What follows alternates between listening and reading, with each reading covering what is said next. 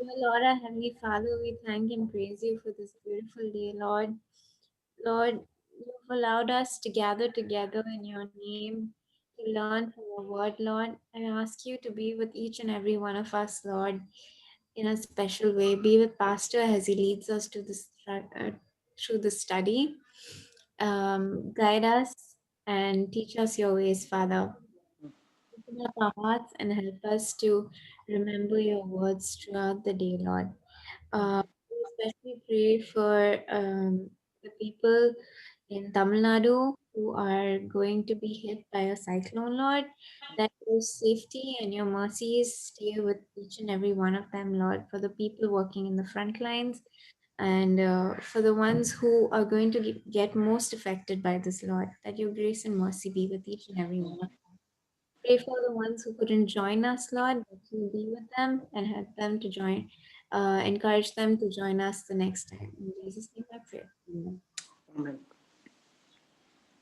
Okay, so it's good to be back, and I'm happy that some of you could join in spite of uh, the cyclonic threat south of India.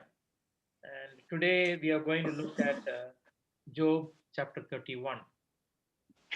So if you got your Bibles, we can all turn to Job chapter 31 and we can look at this passage and we can learn some critical lessons on the integrity of Job. Now, in this chapter, Job particularly is talking about all the things that he has done to maintain his character and his integrity.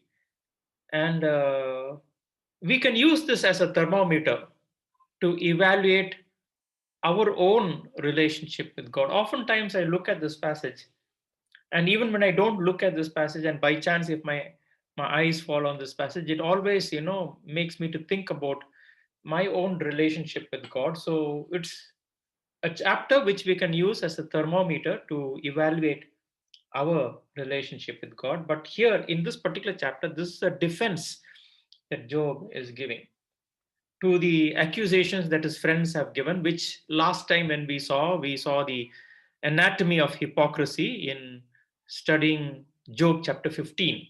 And that was just one chapter as an example to embody the entire argument of all the other friends and one stranger who popped in between, and they all were saying the same thing, but Job still stuck on to his integrity. And in this chapter, we are actually seeing what that integrity is. Of course, as I told you earlier, that the book of Job is not an answer to suffering. In fact, it actually demolishes a false teaching that people think that if you are blessed, it means you are righteous. And if you are suffering, it means you have been sinful. And this is not really true, and it's not even biblically true. There are other passages in the Bible, like Psalm 73 and other passages, which talk about, that the people of God sometimes suffered a lot. Then that equation is completely wrong. So that's what we are seeing. This book actually demolishes this argument that blessing is equal to righteousness and suffering is equal to sin. Now, why does suffering come in our life? Suffering comes because it can be due to an accident. I mean, neither God is responsible, nor man is responsible, nor any other person is responsible. It just happens, and we happen to be the victims, like COVID or the Black Plague, and these were accidents and earthquakes and volcanoes, and these are accidents that happen, and we can't blame anyone, but it just happened, and then some of the good people are victims and bad people are victims. Other times it can happen, suffering can come into a person's life due to solidarity. Now, if one person makes a mistake, Hitler made a mistake, and because of Hitler's mistake, many people suffered all over the world. And in the same way, the government can form a policy, and that policy can be dangerous. And because of that dangerous policy, draconian policy, and many of the poor people in India can suffer because of that. Okay, so the suffering is because of the solidarity of humankind, and that could be a second reason why suffering is there in this world. A third reason, of course, is sin. We have done something wrong. And Psalm 51, which David writes, he talks about how sin that came into his life caused consequences and problems for him. And so sin can be one of the reasons why people suffer. And then genetics, so, just because of some genetic problem, you are going through a particular illness. For example, there are mitochondrial diseases which are inherited not from the father but inherited purely from the mother, because of the mitochondrial DNA in the cytoplasm, and which is not there in the nucleus. And as a result of that, there are mitochondrial diseases. There are also other kinds of genetic diseases, and because of the genetic problem, we can have an illness. And we can't blame God, we can't blame circumstances, but it's happened. And then another reason why suffering can take place in this world is because of pure evil.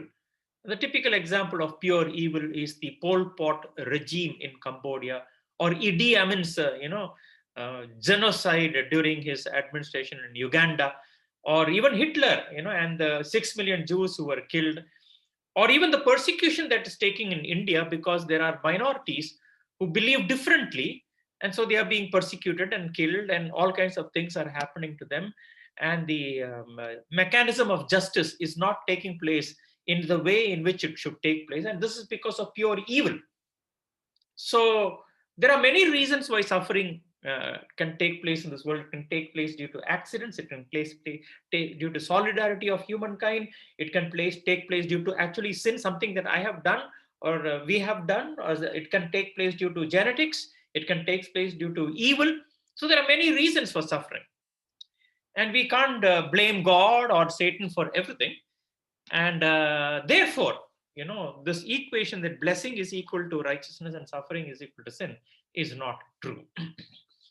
So in this book, we are going to, in this particular chapter, Job chapter 31, we are going to see about the integrity of Job in chapter 31. And through this, we are going to see the thermometer of his character. We can also use it to evaluate our character, but this chapter is about the thermometer of Job's character. And as we study Job chapter 31, we can also use it to measure our spirituality in comparing ourselves with Job, where we stand before God. So let's examine these verses one by one, and there is quite a bit to go through and cover, and we will look at it now. First thing, I made a covenant with my eyes not to look lustfully at a girl. For what is a man's lot from God above, his heritage from Almighty high? Is it not ruin for the wicked, disaster for those who do wrong? Does he not see my ways and count my every step? So, this is talking about disciplining what our eyes feast on. From the context of these verses, it looks like as if this is a male problem. I made a covenant with my eyes not to look lustfully at a girl. And it seems as if it's a male problem. But today I realize it's not a male problem, it is every human being's problem. And I remember about some, of course, now we all have good Wi Fi connectivity and internet access, and we can all look at the internet from the comfort of our own homes. In the ancient days, this was not a facility that was so easily available in our homes. And when I was in Calcutta, I think in the year 1999 and 2000, at that time, I used to go to cyber parlors, and there are a few in Park Street. So I would just walk across to Park Street, or take an auto to Park Street, and then go into these places and access my email and look at the things that I want to do on the online. And there were many people in the cyber portal. There were people on my left hand side, on my right hand side, and there were girls on both the sides. And sometimes these young girls, they would put their screens in such a way so that I can also see what they are looking at. And they were not looking girls, they were looking at porn sites, and they're just maybe passing a signal that they were interested. So it's not just a male problem. I think today almost everyone is onto porn. Probably it is a male problem, but the others also get involved in it. So this verse is actually talking about disciplining what our eyes feast on. I think it's, if I'm not mistaken, it is in Proverbs 27 and verse 20. Let me just turn to Proverbs 27 and verse 20. It says, yeah, I'm right. Proverbs 27, verse 20. Death and destruction are never satisfied, neither are human eyes. So if we we wander, it's basically because of our eyes. And so one of the first disciplines in the life of Job was this: I made a covenant with my eyes. Disciplining what our eyes feast on. How important it is that we need to make that kind of a covenant with our eyes. Then, as we read further about Job, it says, if I walked in falsehood, or my foot has hurried after deceit, let God weigh me in honest scales, and he will know that I am blameless. If I walked after falsehood. Here it is talking about monitoring the inclinations to hypocrisy. Now, how does this happen? Actually, the inclinations to hypocrisy is very, very easy. It may not be in outright telling of lies or outright falsehood. It can happen sometimes in very subtle ways. And if you read the book of Revelation, it says in verse chapter 22 and verse 15, it says, outside are the dogs, those who practice magic arts. I'm very sure none of us practice magic arts. We are not so defiled to be engaged in practicing magic arts. Then it says, the sexually immoral. I think none of us in this group are sexually immoral. The murderers, 100% sure none of us are murderers. The idolaters, 100% sure none of us in our group are idolaters. But then the last sentence says, and everyone who loves and practices falsehood. Falsehood is basically putting on a mask so that people don't see the real you. We are afraid to be the real me. I'm afraid to be the real me. We are afraid to be who we are in public. We are afraid that if people come to know who we really are, then our image will be lost. This is basically a kind of a mask that you are putting on, not just a mask for the sake of COVID, but another mask that does not let people see who we truly are. And that transparency is needed. Many a times young people from my church, I mean young people means they're married, they have got a small kid and etc. Some of these young men, they come to my house and they spend time with me. And there was this one young chap who frequently comes, and one day we were having a long talk, and then he said, he told me something like this, and he said, Pastor, I don't know why you're very different from the others. I said, what's the matter? Why do you say so? I don't think I'm different. He said, no, most of the people, all the you have come just now to Bhubaneswar, but many of the pastors whom I know, and that day a pastor had come to visit me, and he said, I know that pastor, and then he left. So after that, I was spending some time, and he said, most of the pastors that I've seen, they are not transparent, they are not honest, they don't admit their weaknesses. I mean, we are human beings, and there's nothing wrong in saying we are faulty. And after all, what is evangelism? As the famous Methodist pastor, Sri Lankan Methodist pastor D.T. Niles, he said, evangelism is simply one beggar telling another beggar where to find bread. So we are beggars. I am beggar. There's nothing important about me. And one of the most beautiful things, and one of my favorite pastors, his name is Pastor Kuruvilla, but I call him in short as Pastor Kuru. And his church members in Lucknow used to call him as Pastor Kuru. He keeps in touch with me. He's gone down to Kerala. I think he's settled down in Trivandrum or Quilon or somewhere like that. But he keeps in touch with me occasionally. He sent me a mail to one of his posts on the blog, and he said, "I'm the chief." So I was wondering, I was very curious, what does he mean by I am the chief? I mean, he's the best man in this world. So when I went and started reading that mail, it was all about saying, talking about Paul, who said, I am the chief of all sinners. And that's what we are. If we really examine ourselves, I think nobody in this world could be ever more wicked than me. It's simply grace that my sins are not found out. So, monitoring the inclinations to hypocrisy, that's what it's talking about over here. And then, if my steps have turned from the path, if my heart has been led by my eyes, or if my hands have been defiled, then may others eat what I have sown, and may my crops be uprooted. He's talking about taming the wanderlust of our spirit. If my steps have turned from my path,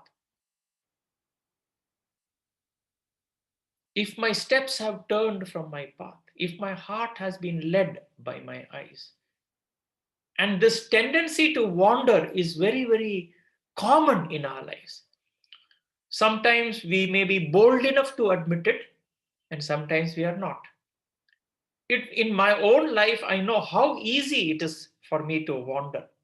In fact, that hymn writer says, who writes that beautiful hymn, he says, prone to wander, Lord, I feel it. Prone to leave the God I love. Prone to wander, Lord, I feel it. Prone to wander. Even in that film, that Hindi film, ancient Hindi film in which Amitabh Bachchan is acting, the name of the film is Sharabi. Mm. He says, Manzile apni jagah hai. The destinations are in their place. Raaste apni jagah. The roads are in their place. They don't change. The destination in its place, the roads are in its place. They don't budge, they don't move. मंजिलें अपनी जगह है, रास्ते अपनी जगह. जब कदम ही साथ ना जाए तो मुसाफिर क्या करे? When my foot is faltering, what will the pilgrim do? How do I reach my destination when my foot itself is faltering and I wander? This is talking about taming the wanderlust of our spirits. If my steps have turned from my path, if my heart has been led by my eyes. Then, as we read further, Job is talking about, if my heart has been enticed by a woman, or I have lurked at my neighbor's door. You watch any of the serials that are coming in TV today. You watch any of the serials, there will always be two women. The good woman is the other woman. The bad woman is the wife.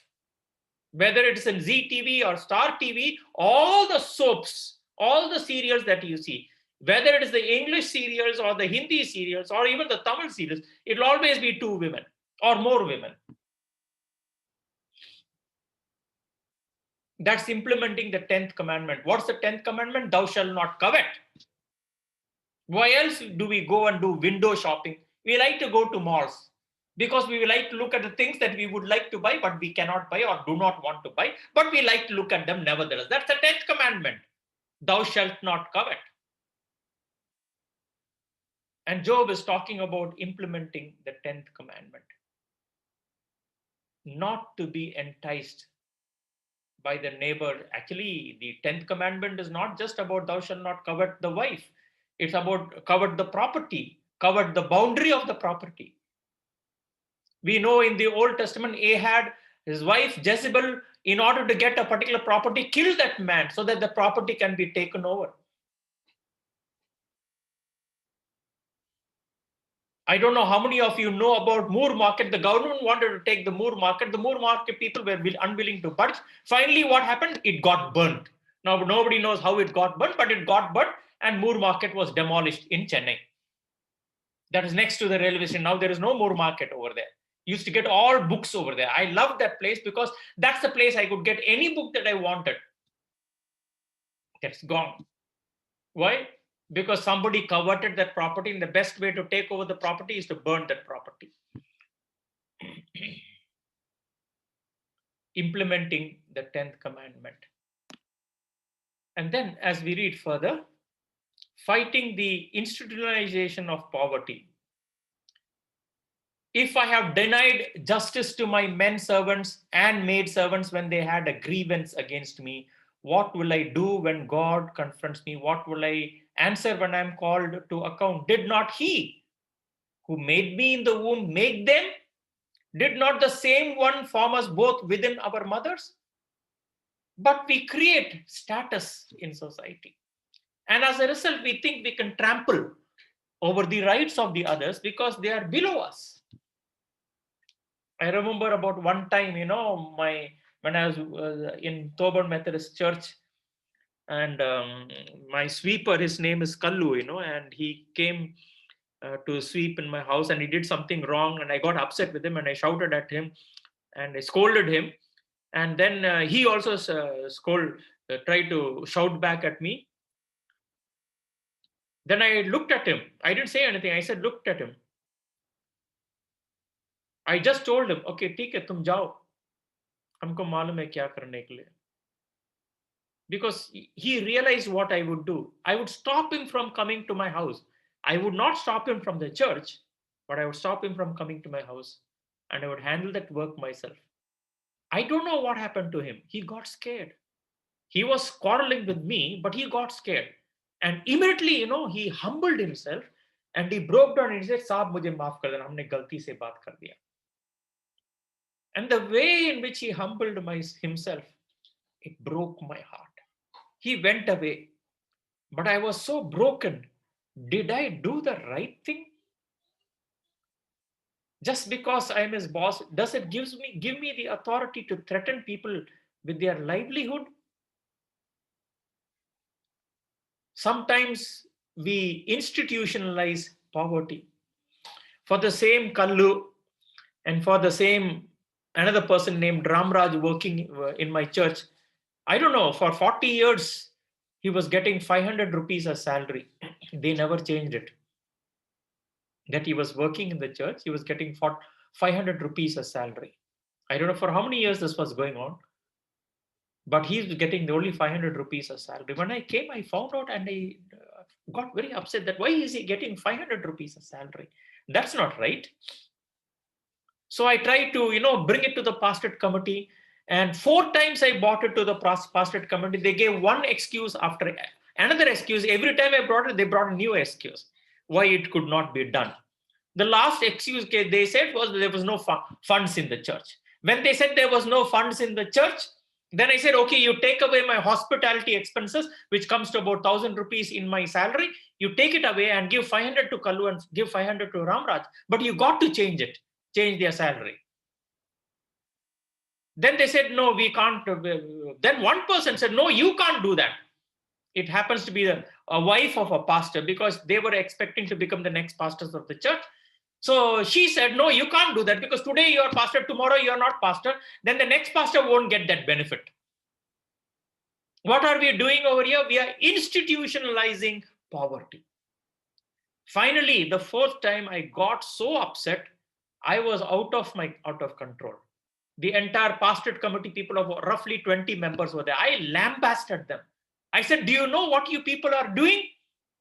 The poverty line benchmark, according to the United Nations, is 45, $2 per day. It's $2 per day.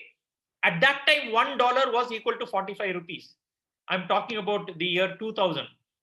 $1 was equal to 45 rupees. So $2 is equal to 90 rupees. So $2 per day multiply into 30 days, it comes to 2,700 rupees. If you are paying, I told them, if you are paying less than 2,700 rupees to any person as a staff in this church, we are keeping them deliberately below the poverty line. Do something and increase their salary. This time they all got very badly shaken up. And when they came back, they improved their salaries. Kallu started getting 2,700 rupees. Ramraj started getting 3,000 rupees. Many institutions and churches are institutionalizing poverty. I know of, people who have huge ministries They even sell their prayers for ministry. But to their own evangelists, they are paying like 2,000 rupees as salary. How can an evangelist with 2,000 rupees take care of a wife, family, and the children's education? This is the institutionalization of poverty. And Job is saying over here, if I denied justice to my men servants and maid servants when they had a grievance against me, he fought the institutionalization of poverty. And we need to do the same. As we go further into the passage, if I have denied the desires of the poor or let the eyes of the widow grow weary, if I have kept my bread to myself, not sharing it with the fatherless, there needs to be a readiness in helping the needy. Do you know when this lockdown took place? Um, Sometime in the end of March, there were many people who were daily wage workers. And because they are daily wage workers, they lost their means of income. How are they going to support their wife and their children? I know of some families who are daily wage workers and they are Christians. They are Hindi speaking Christians in Calcutta. And who is going to take care of those families, the entire family? How will they live? They don't have money because the money that comes is on the basis of daily wage. How are they going to take care of their children? They've got two daughters. One daughter is suffering from cerebral arrhythmia. So she has to get medicines. The medicine itself costs about 2,000 rupees per month. And if they don't give the medicine, she will be getting fits. If I have kept my bread to myself, not sharing it with the fatherless, what did we do? I know another friend of mine, I don't know if you know him, but he was a member of the Ananaga Methodist Church. His name is Remo. He is the son of Dr. Iris Paul. And he has a mission organization in the interior parts of Orissa. And what is he doing over there? He's running an organization to take care of the poor people. And during the lockdown, every day early in the morning, he would get up, drive the jeep, and go to the bus stand from where migrant travelers who are coming from South India and from Kerala, they are coming in buses. And these migrant travelers don't have food to eat. They just want to reach their homes. They would stop these buses on the way and give them free food packets. One of the bus drivers and the conductor told Remo, we haven't had food to eat for 3 days, and this is the first food we are eating. One child of a missionary, decided to do something else. This child went to all the friends and mothers and parents and etc., started collecting chocolates so that they would give chocolate packets to kids who are coming in this migrant buses. Readiness in helping the others. If I have kept my bread to myself, not sharing it with the fatherless. There are needy people all around us, and it is our responsibility to be willing to care for them. If the men of my household have never said, who has not had his fill of Job's meat? But no stranger had to spend the night in the street, for my door was always open to the traveler.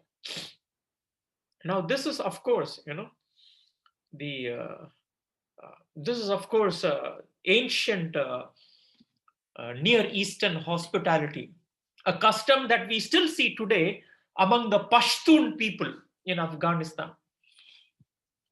That whenever there's a stranger in the village, it is a job of the people to take care of that stranger.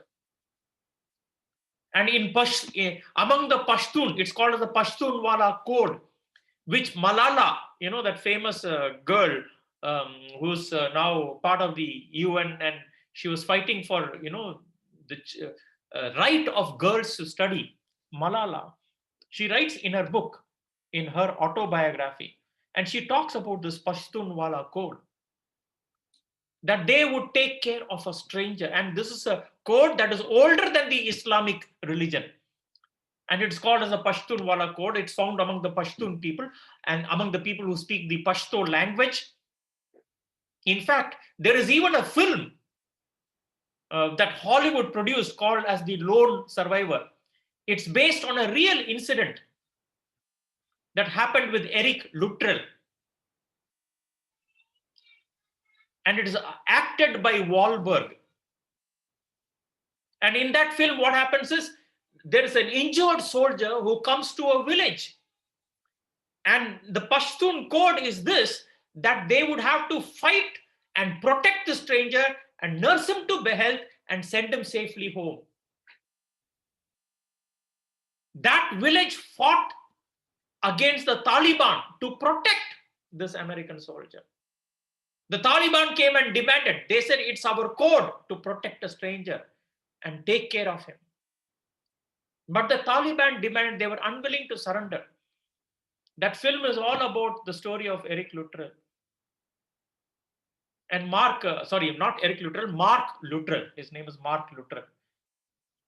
And the character in the Hollywood film is acted by Mark Wahlberg.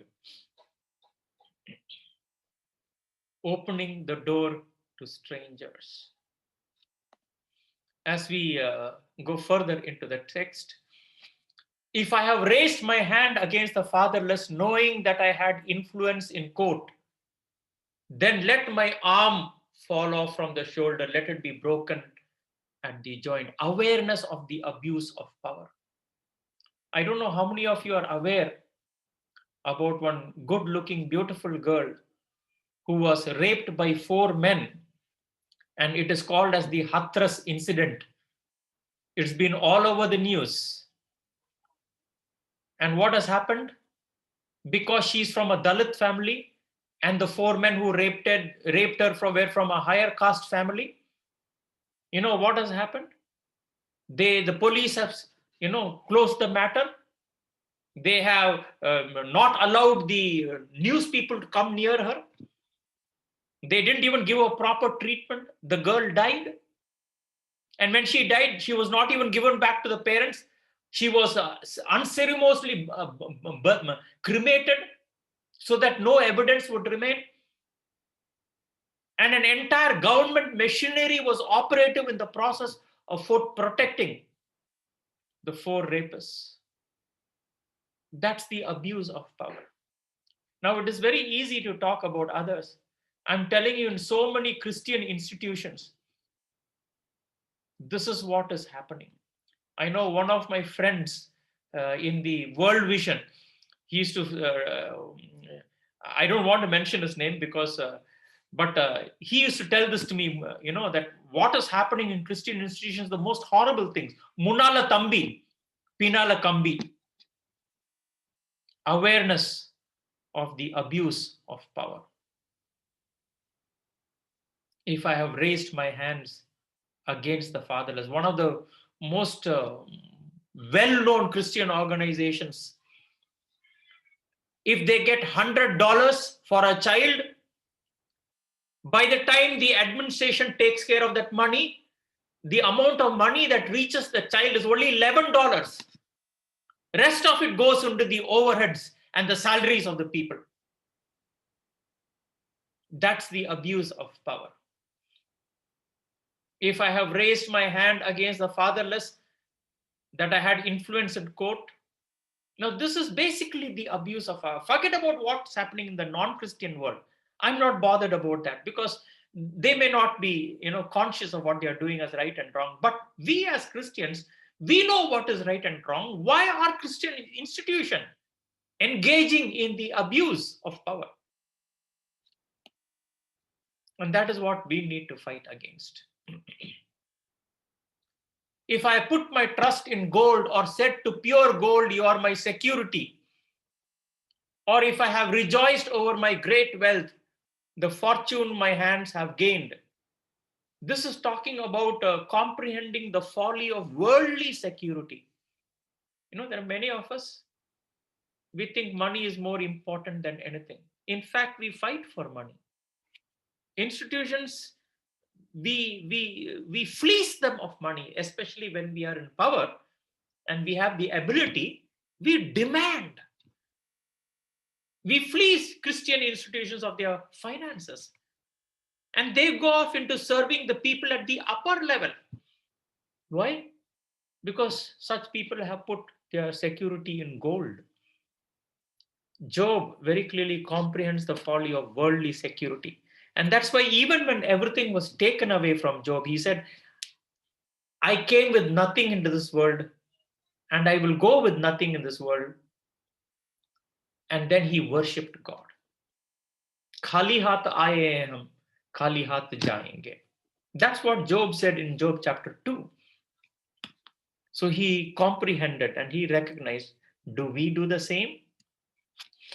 If I have regarded the sun in its radiance, the moon in its splendor, if my heart was secretly enticed and my hand offered them a kiss of homage, these also would have been sins to judge. This is the rigor of not succumbing to what is in vogue. Somehow, it has become fashionable to be in fashion, to be in vogue. Today, it is fashionable, among, more advanced and, more knowledgeable people to talk about gender equality, which is a good thing. If you're talking about gender equality, there's nothing wrong with that. But then, along with gender equality, people have mixed in the LGBT and Q issues. Now, transgenders are a product of accidents. And it is very important that we treat transgenders with respect. But I don't know how we can call lesbians and gays and put them on the same level as transgenders, because we cannot, because transgender are a genetic anomaly, and we need to treat them with respect in that fashion. But what about the gays and the lesbians? Because now it has become fashionable to be advanced. So there are many Christians who like to go along with what is fashionable. That's the rigor of the, that's because we have succumbed to what is in vogue. I remember one pastor's wife telling me at a regional conference when I went, because regional conference, we pastors have to go because that's the time when they decide on the transfers and the appointments. And one of the pastor's wife was telling to me, now purple is no more in fashion, now pink is in fashion for men. Wearing a pink shirt has become fashionable for men. Now, you know how a pink shirt looks like, and I never wanted to ever wear a pink shirt in my life. But she was trying to give me advice on fashion. Basically, she wasn't giving advice on fashion, she was telling how she's up to date with fashion. A pastor's wife. She was just trying to, it's like, name dropping, we call that as fashion dropping. That you're in touch with the latest trends and the latest brands. This is the rigor of not succumbing to what is in work, what everybody is doing, what everybody is saying. It's the rigor of not succumbing to work. Are we? As we read further into the text, if I have rejoiced at my enemy's misfortune or gloated over the trouble that came to him, and many of us are there, I have not allowed my mouth to sin by invoking a curse against his life. The choice of avoiding bitterness, the choice of being free from bitterness. That's what this verse is talking about. Sometimes we gloat when something happens bad to an evil person. There was one pastor, I tell you, I went through a lot of difficulty from him. At one time, I saved him from very disastrous danger, and he would have either, been beaten up badly, or if I reported to my seniors, he would have been terminated from the Methodist Church. This is about more than 30 years back. I was a young pastor. Another senior pastor, my DS, has instructed this pastor, you write as many letters as you want about him to me. And we are planning to terminate him. About me. So he wrote letters upon letters about me. I didn't even know what the letters were. But letters were going. And then that particular DS had to leave the country. And another DS took over and he said, I have such a big file of letters about you. Are you willing to respond to these? I said, you show me those letters, give me a copy of them, I will respond. Then the DS said, no, we don't need to be bothered about that. Now, when I came to know that this pastor has written so many letters against me because he was upset with me by being popular. He was upset with me that his church members, as well as my church members, they liked me a lot. And he was handling a Tamil church, I was handling an English church, but we were in the same city together. In terms of seniority, we were both equal. We were ordained at the same time. But because of a DS who was jealous of me, I think maybe, that he wanted to terminate me.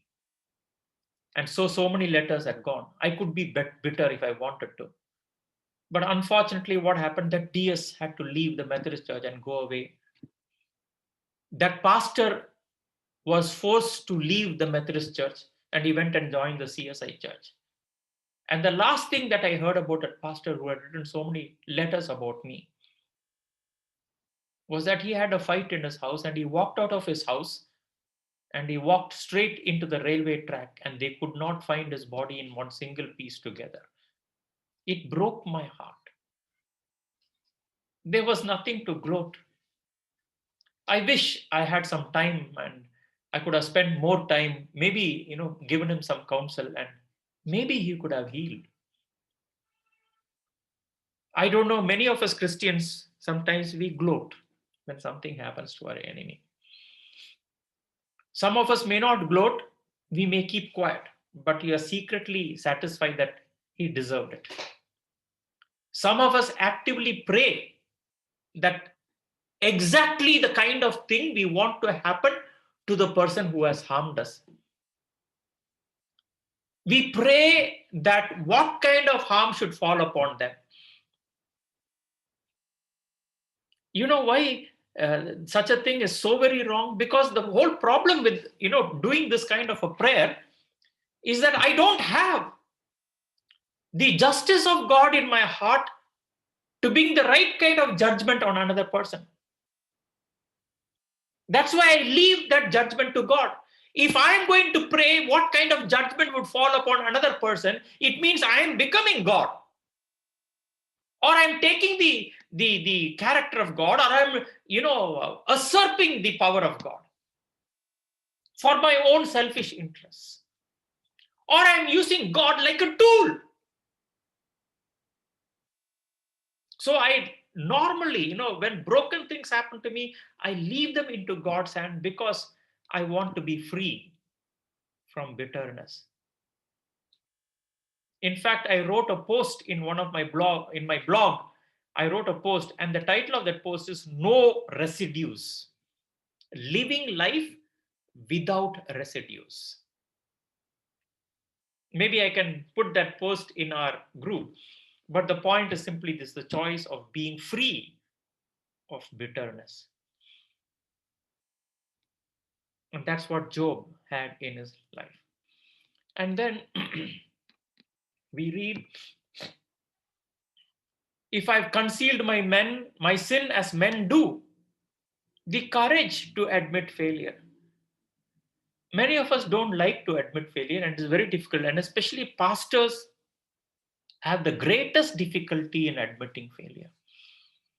I remember about one big man, and he had to admit his failure, and he left the organization where he was working. He took off 1 year as a sabbatical because he had the courage to admit failure. In fact, one of the most beautiful books ever I have read is the book written by Gordon MacDonald.